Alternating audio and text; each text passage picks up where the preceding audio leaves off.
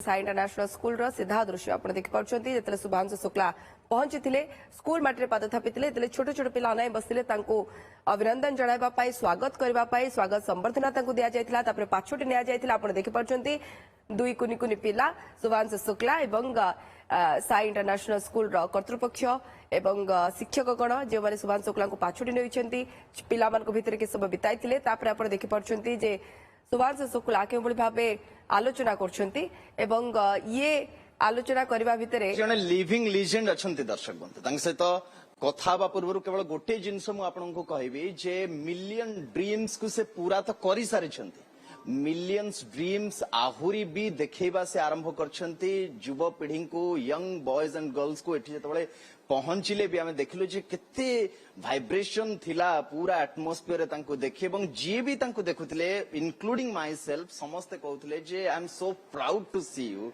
And जो जेमती जो ढंगरे अप्रोच थिला पिला मानकर देखि बड़ सुंदर लागिला हम सहित आज अछंती the astronaut the living legend group captain Shubhanshu Shukla. Shubhanshu ji बहुत बहुत स्वागत है ओडिशा में आपका।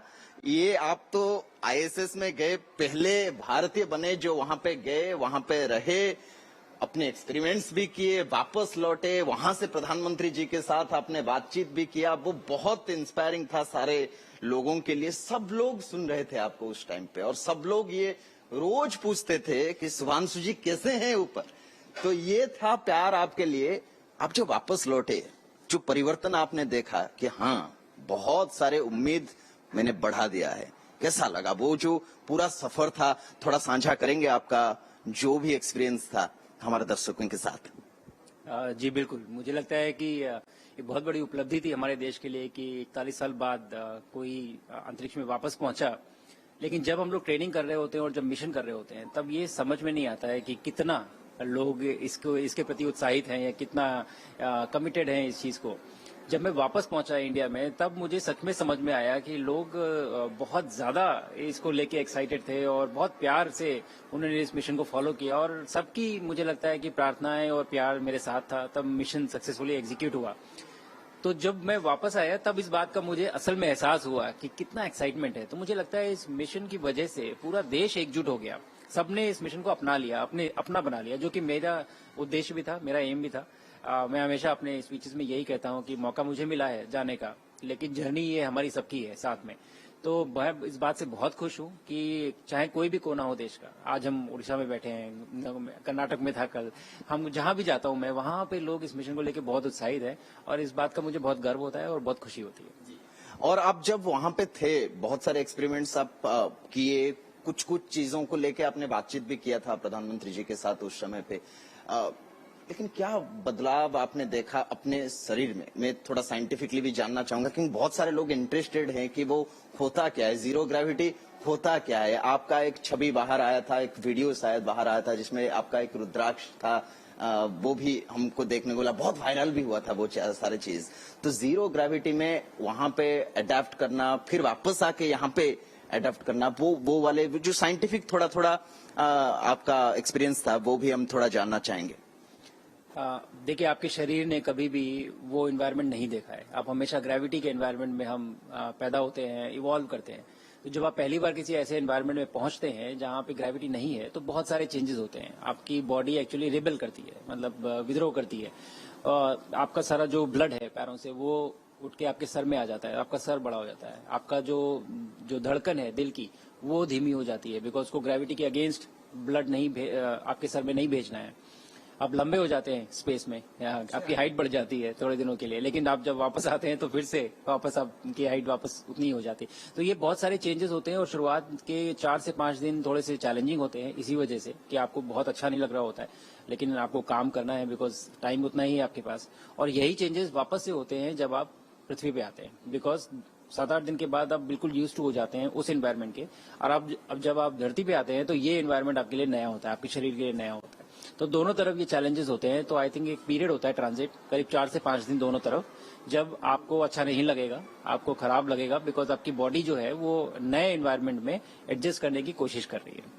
क्या हम लोग जो यहाँ पे धरती पे करते हैं सारे चीज, एस्ट्रोनॉट्स भी वहाँ पे वो सारे चीजें करते हैं क्या? वहाँ पे आप खाना क्या खाते हैं? ये एक बहुत बड़ा सवाल था। बहुत सारे रिपोर्ट्स भी सामने आए कि एस्ट्रोनॉट्स आईएसएस में जब जाते हैं तो वो खाना क्या खाते हैं, साझा करेंगे हमारे दर्शकों के साथ? सारे काम जो हम यहाँ करते हैं वो वहाँ पे भी सेम ही है, बट थोड़ा अलग तरीके से, बिकॉज ग्रेविटी नहीं है तो सारी चीजें बदल जाती हैं। खाना भी जो हम धरती पे खाते हैं, खाना भी वैसा ही है, लेकिन थोड़ा अलग तरीके से उसको बनाया जाता है, उसका टेक्सचर अलग होता है। कुछ भी ड्राई आप वहाँ पे नहीं खा सकते जो कि टूट जाए या बिखर जाए, ऐसा आप नहीं उसे यूज कर सकते क्योंकि वो फैल जाएगा। मान लीजिए आप चावल खाना चाहते हैं, नो, बिल्कुल ड्राई राइस जो होता है, अगर आपने वो पैकेट खोला और कुछ भी जर्क लगा तो वो सारे दाने बिखर जाएंगे, फिर आप उनको इकट्ठा करना बड़ा मुश्किल हो जाएगा। तो हर चीज थोड़ी सी मॉइस्ट होती है ताकि वो सरफेस टेंशन की वजह से वो जुड़ी रहे और बिखरे नहीं। तो थोड़ा सा फॉर्म अलग होता है, टेक्सचर अलग होता है, बट टेस्ट में सिमिलर होता है जैसा कि हम यहाँ पे खाते हैं। और बाकी सारे भी जो प्रोसेस हैं, जैसे सुबह उठना, हाइजीन करना, ब्रश करना, सोना, ये सारी चीजें अलग हो जाती हैं क्योंकि आपके पास एनवायरनमेंट नहीं है ग्रेविटी का। लेकिन वही जैसा मैंने कहा, 4 से 5 दिन में आप सीख जाते हैं और आपका शरीर समझ जाता है और आप उन चीजों को ठीक से करने लगते हैं। राकेश शर्मा जब गए थे तो उन्होंने बोला था कि मेरा भारत बहुत सुंदर लगता है स्पेस से। आपने भी वही बोला कि बहुत ही सुंदर लगता है, लेकिन बहुत डिफरेंट भी लगता है। तो वो साझा करें वो व्यू, क्योंकि हम यहाँ से चांद को देखते हैं, जो आप आईएसएस में गए थे वहां से हमारे इस धरती को देखना, भारतवर्ष को देखना, वो वाला वो जो पहला साइट आपका था भारत को देखते हुए, वो कैसा कैसा लगता था आपको?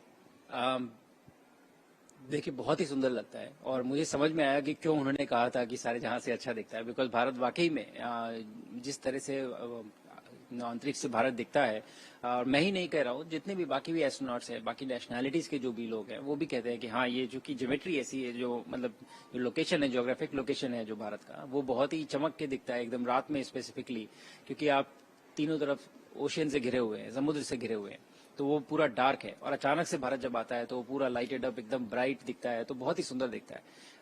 तो मैंने जब मैं था अंतरिक्ष में तो मैंने कहा था कि भारत अच्छा तो दिखता ही है, सुंदर तो दिखता ही है, लेकिन कॉन्फिडेंट भी दिखता है, ऑडेशियस भी दिखता है और बहुत प्रगतिशील भी दिखता है कि हम आगे की तरफ बढ़ रहे हैं। और जरूरत है, मुझे लगता है कि इस समय सच में गोल्डन पीरियड है हमारे देश के लिए, इस स्पेस के क्षेत्र में, बाकी भी क्षेत्रों में। और मुझे लगता है आगे आने वाले कुछ सालों में हम बहुत जल्दी और बहुत तेजी से इस रास्ते पे उन्नति करेंगे। आखिर में एक सवाल, 2 सवाल मिला के जो पूछ लेता हूँ। एक तो ये, ओके ठीक, चले, थैंक यू। आम सहित थिले निजे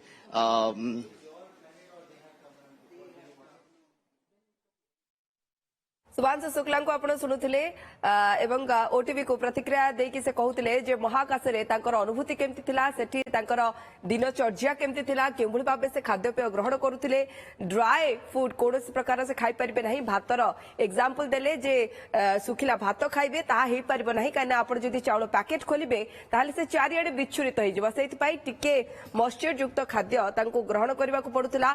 एवं जदियो लाइफस्टाइल सेया ही थिला किंतु सब किछ बदली जाउथिला महाकाश रे, काहेकि ना सेठी होची जीरो ग्रेविटी, मनीष जेउठी पाद रखि पारे नाही एवं सेठी भासमान अवस्था रे रुहे, सोईबा बेले भी सेमान को बेड लगे सोईबा को पड़े। तो सेठी दिनचर्या को नेकी बेस एक्साइटेड प्रतिटी दर्शक थिले सुभांशु शुक्ला को सुनिबा पई एवं जहार अनुभूति भी रखिथिले से ओटीवी टीम आगे।